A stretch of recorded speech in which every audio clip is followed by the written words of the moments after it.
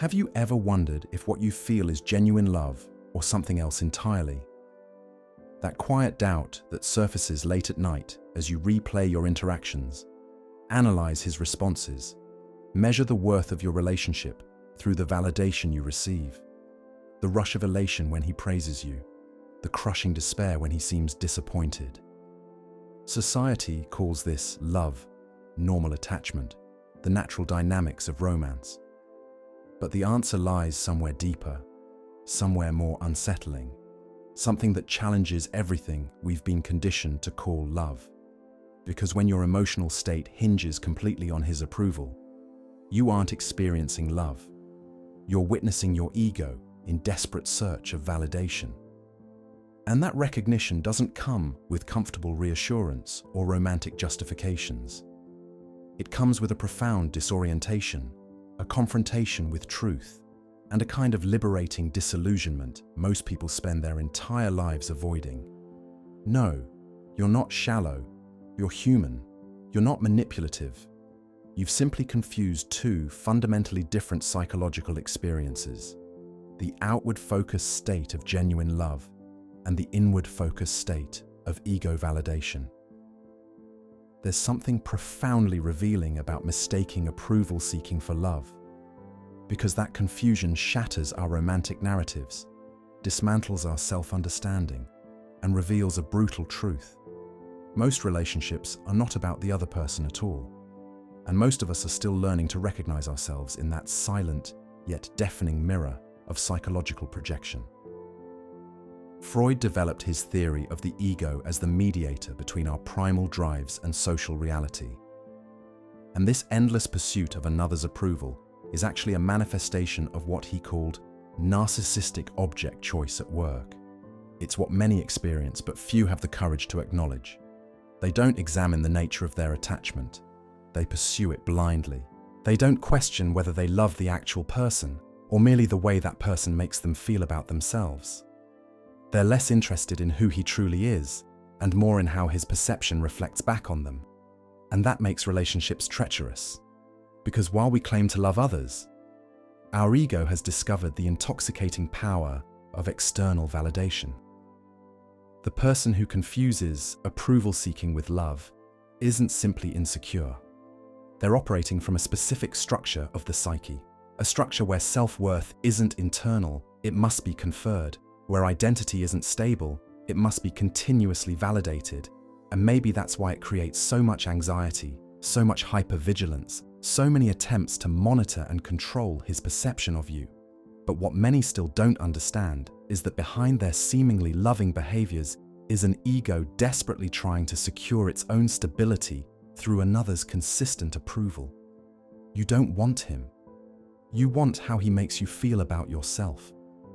And until you recognize that distinction, you exist in a state of psychological confusion, mistaking ego gratification for genuine connection.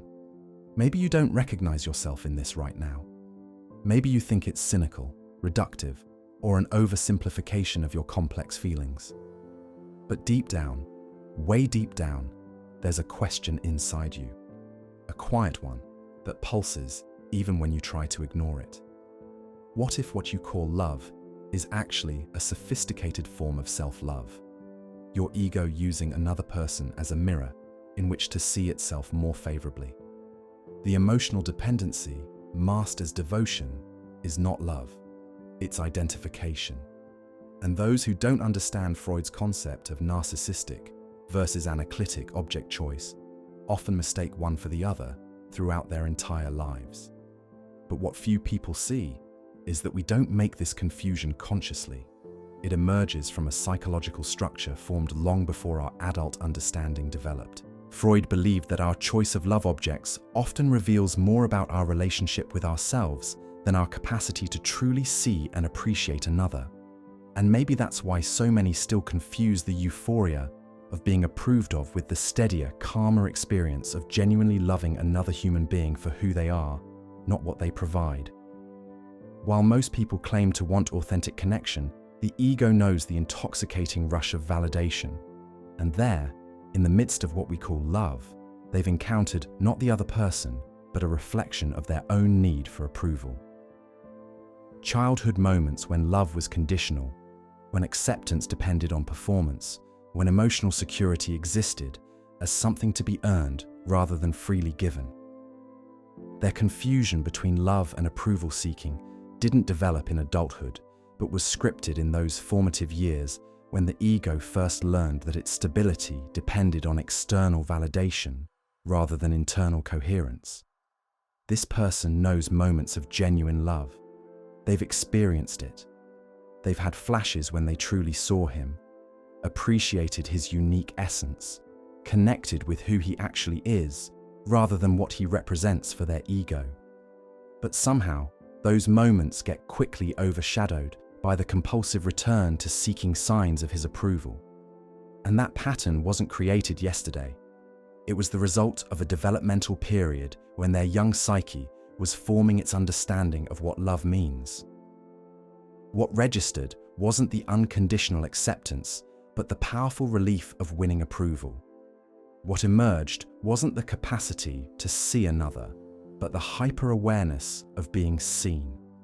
And being seen favorably becomes psychologically addictive because it temporarily soothes the ego's fundamental insecurity about its own worth. They don't want him for who he is. They want the psychological state his approval creates within them. They're no longer relating to a person, but to a source of validation, a mirror, a psychological object. So maybe that's why their love feels so fragile to many observers, because it's not anchored in genuine knowing, but in continuous evaluation. And that takes more than physical presence or emotional availability. It takes the constant performance needed to maintain his favorable perception, where few relationships can sustain that level of psychological artifice indefinitely. And that's where many love stories unravel, not because feelings change, but because the exhausting performance required to maintain the ego's supply of approval eventually becomes unsustainable. They don't want to merely perform, they want to be authentic. Until then, they confuse approval seeking with love, not by conscious choice, but out of psychological structures they didn't create but inherited. This person isn't manipulative, they're confused. There's a vast difference between deliberately using another and unconsciously seeking in them what should be cultivated within. But the world doesn't easily accept the complexity of this confusion. A world that still romanticizes dependency. A world that still celebrates the complete surrender of self-worth into another's hands as something romantic rather than psychologically precarious. Freud once said that we are never so defenseless against suffering as when we love. But perhaps our greatest suffering comes not from love itself, but from mistaking ego feeding for love. And this person's relentless pursuit of approval doesn't operate by conscious deception. It follows the ego's innate structure. They hear phrases like, "If you really loved him, you wouldn't care so much what he thinks of you. True love is unconditional." And inwardly, they understand the contradiction but feel powerless against the gravitational pull toward validation. Because they sense what many don't realize, that what they call love is often a sophisticated system of psychological exchanges where approval is both currency and goal. They're not looking for connection. They're looking for validation of an ego chronically uncertain of its worth. Someone who unconsciously represents not a unique individual, but a potential source of the approval they cannot give themselves. And let's be honest, that's not something you consciously seek, but unconsciously recreate. The anxiety they feel isn't about losing him, it's about losing the mirror he provides. They're living proof that the ego seeks not love, but confirmation, and that disrupts relationships. Authentic moments feel threatening. Genuine connection feels exposing. But they aren't deliberately choosing this dynamic. They're responding to an ego structure formed before they had any concept of what healthy love might be. And the frantic pursuit of another's approval is by itself a brutal indicator of an ego that has not yet learned to approve of itself. This person isn't malicious by nature. They don't deliberately use others. They understand intellectually the difference between loving someone and using them for validation. And for that, they carry a double burden. both the continuous anxiety of dependency and the intellectual awareness that what they're experiencing may not be love at all. They desire authenticity while their ego demands performance. They want genuine connection while psychological conditioning pulls them toward the pursuit of approval. They long for relationships where they can be truly known while their fragile self-worth requires constant positive reinforcement. And when his approval comes, it's not fulfillment, it's temporary relief. When his disappointment registers, it's not just sadness, it's existential threat. When they find themselves continuously monitoring his perception, it's not devotion, it's ego preservation. And that internal battle between the possibility of genuine love and the powerful gravitational pull of ego validation is their greatest struggle. Because they don't consciously choose to reduce him to a mirror, they're driven by psychological structures largely operating beyond awareness. And that divided self, between what they aspire to feel and what they actually experience, is what makes their confusion so difficult to resolve through insight alone. Perhaps what unsettles people most about this pattern isn't its inauthenticity. It's the uncomfortable truth it reveals about most of what we call love. Freud taught that civilization itself is built upon sublimation, but what happens when what we call love is itself a sublimation of the ego's need for external stability? It was precisely that question that exposes why genuine love often feels threatening to those whose ego depends on continuous validation. It wasn't by choice. It was a psychological adaptation to their earliest emotional environment, where acceptance was conditional, approval had to be earned, and self-worth became externally rather than internally regulated. They no longer experience relationships through romantic illusions alone. They're beginning to glimpse psychological truth, and that changes everything. How many times have you wondered why your emotional state fluctuates so dramatically based on his responses? How many times have you felt the crushing disappointment when he fails to provide the exact validation you were seeking? This person has felt that too. They once thought this fragility was simply what love feels like. But one day, they began to question whether what they were experiencing was love at all, or something else entirely. And that day, they made the first step toward a distinction that had been invisible, yet controlling their emotional life completely. Their path toward clarity is not a straight line. There are days of insight, moments of honest recognition, nights of wondering why they can't simply love without the continuous need for reassurance. But there's also a growing awareness that illuminates what was once completely confused. They learned that what they call love often has very little to do with the other person at all. The approval they continuously seek is not a feature of genuine connection, but a symptom of an ego still externally regulated. The anxiety they feel is not love's natural state, but the inevitable condition of a self-worth perpetually hanging in the balance of another's perception. And until that fundamental confusion is recognized, they choose to begin questioning rather than simply romanticizing their dependency. Not out of cynicism, but out of the necessity for psychological honesty. This person is the living embodiment of Freud's insight that much of what we call love reveals the structure of the ego itself. They've been shaped by early experiences where love and approval became fatally confused, formed by a developmental environment where the ego learned that stability came from outside rather than within, pulled by a psychological system where self-worth became fatally intertwined with others' perceptions. And now that they're beginning to recognize the pattern, they face the monumental task of separating genuine love from ego feeding. They don't want just emotional intensity. They want to unravel the complex knot that has tied their sense of self to external validation. That's challenging because it requires not just intellectual understanding, but psychological restructuring. And sadly, few undertake this difficult journey. Most still confuse approval seeking with love, ego gratification with connection, validation with genuine knowing. And if they still confuse love with approval seeking today, it's because every instance echoes with familiar psychological patterns. every moment of validation they experience is a confirmation of their ego's dependency on external sources. Every interaction they have is filtered through the question of how it reflects upon them. They're beginning to see the confusion without yet knowing how to resolve it. And that awareness born from honest self-examination transforms their relationship to what they call love. Because a person who has glimpsed the ego's role in what they thought was love becomes psychologically awakened, not because their pattern immediately changes, but because they've begun to see what was previously disguised. The person who mistakes approval seeking for love is not making a conscious error. Something inside them was structured long ago. And it was precisely that structure that created both their confusion and the potential for their clarity. Because sometimes only in recognizing a pattern can we begin the long process of transforming it. Freud suggested that making the unconscious conscious is essential for psychological growth. And that's exactly what they've begun to undertake.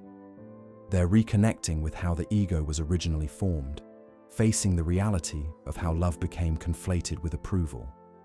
Patterns that weren't chosen but absorbed during periods when the psyche was still forming its fundamental understanding of what love is and how self-worth operates. They disrupted unconscious confusion by making it conscious. They began questioning what they thought was love, not by becoming cynical, but by becoming honest. They learned that their endless pursuit of approval wasn't love, but a feature of an ego still seeking external regulation. And when they stopped simply romanticizing their dependency, they began the more nuanced work of truly seeing it clearly. First with discomfort, then with painful recognition, and finally with the courage necessary for any genuine transformation. Because someone who has seen the ego's role in what they called love no longer confuses self-worth with another's perception quite so unconsciously. They learn to notice when they're seeking approval rather than connection, to honor the reality of their ego's structure while not being completely controlled by it. They're not instantly transformed. They simply no longer act completely unconsciously. There's a world of difference between blind confusion and confusion observed with growing clarity. They still feel the pull towards seeking validation, yes, but they've begun to distinguish it from genuine love, not with self-judgment or harsh criticism, but with the honest attention of someone who genuinely wants to understand, rather than simply continue confusing fundamentally different experiences. Their awareness has become an ally rather than an enemy. Their discernment is a new capacity. They can begin to distinguish between authentic love and sophisticated ego feeding. And they don't hesitate to question what once seemed like the very definition of love itself. Their transformation isn't immediate, it's gradual.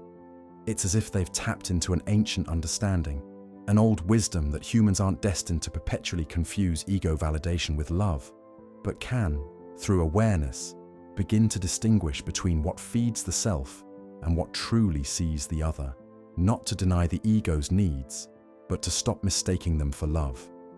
And in accessing that understanding, something awakens in them, a psychological clarity, emotional honesty.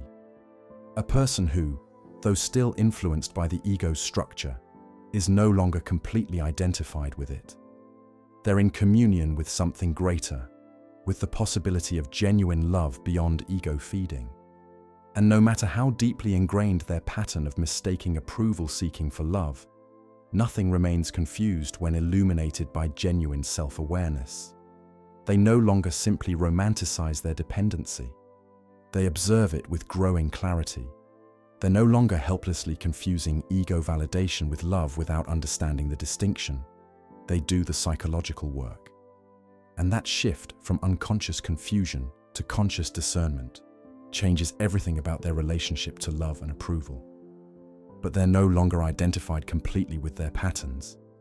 They've already begun to see beyond them. And in that seeing, they discovered that authentic love might feel completely different from the dramatic intensity of ego validation, calmer, steadier, less dependent on constant reassurance. There's something profound about the way they now approach their feelings. They don't need to deny their ego's structure. Their awareness is expanding. And it's in that expansion that their true growth lives. Freud said that the purpose of psychoanalysis was where id was, there ego shall be. Perhaps we might add, where ego feeding was mistaken for love, their genuine connection shall eventually be possible. And perhaps that's why this person, in choosing to understand, rather than simply romanticize, has become someone capable of eventually experiencing love beyond the ego's endless need for approval. They no longer try to simply call their dependency love, or convince anyone that what they feel is more than ego validation. They don't deny the reality of their confusion, because they've learned that psychological patterns clarify not through denial, but through honest recognition. And when they feel that familiar pull to seek his approval, they now pause. They don't engage in self-deception or defensiveness. They observe with the dignity of someone who's confused these experiences enough times to recognize the difference. What few people understand is that this person still longs for genuine connection. They still want to truly love rather than simply use another for validation. But they want it with clarity rather than confusion, with psychological honesty rather than romantic delusion, with the courage to distinguish between loving him and loving how he makes them feel about themselves. Now, they only offer themselves where there's the possibility for something beyond ego feeding. And that requires a level of maturity that goes far beyond conventional romance. It requires self-awareness. It requires having faced one's own psychological patterns and still choosing to evolve beyond them. They're not looking for perfection. They're looking for authenticity, a connection where there's genuine, seeing rather than continuous evaluation, where both can love each other without the relationship revolving around validation and approval. And if that seems less intoxicating than the dramatic highs and lows they've known, perhaps that's precisely the point. Because they'd rather find genuine connection than continue confusing ego feeding for love. And to many still caught in that confusion, that sounds like settling for less intensity. But it's really just psychological clarity in its purest form. If something inside you was touched by this exploration, maybe it's because deep down you too are ready to examine the distinction between genuine love and approval seeking. A distinction that begins with honoring what actually motivates your attachments. A relationship with yourself that acknowledges both the ego's natural tendencies and your growing capacity to love beyond its limitations. A clarity that can't be achieved through romance alone, but must emerge from increasing psychological honesty. And if that clarity hasn't fully arrived yet, maybe it's because you first needed to recognize that what feels like love might actually be something else entirely, something worth understanding rather than simply repeating. And if this message found you at the right moment, or awakened something you forgot was living inside you, then share it with others who might be silently struggling with the same confusing pattern. Because when something clarifies the soul, the least we can do is let it keep illuminating within us and through us.